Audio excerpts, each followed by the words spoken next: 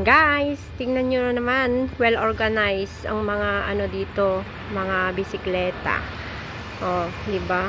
Kaya lang guys, tingnan nyo, may CCTV camera dito, tsaka dito nakakadena yung mga bisikleta dito. Tapos dito na kasi pwede na kasing mag-rent ng bike.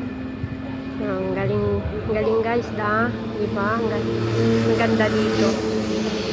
Ayan, sana ganyan din sa sa atin sa Pilipinas na ma-organize yung mga bisikleta, tapos yung safety ka talaga, 'di ba guys?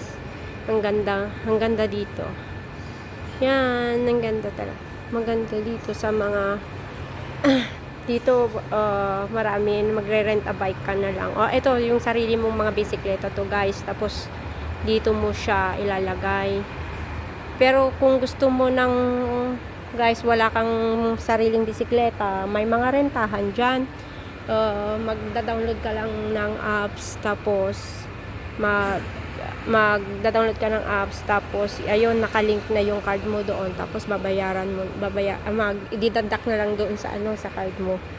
Kaya maganda. Tapos pag may bike ka naman dito mo na lang siya ipaparking. Ang ganda, 'di ba?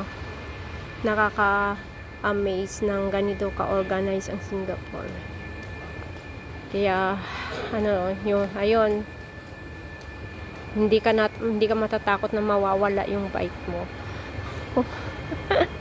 Sa atin kasi kahit naka-parking, kahit nakakandado, natatakot ka pa ring mawala yung bike mo doon, 'di ba?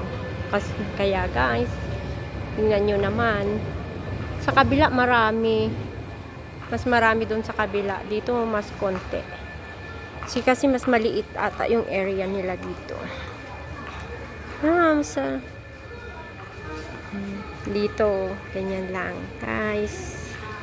Yan, rent a bike or you own a bike. Dito lang. 'Di ba? Well organized. Bye bye.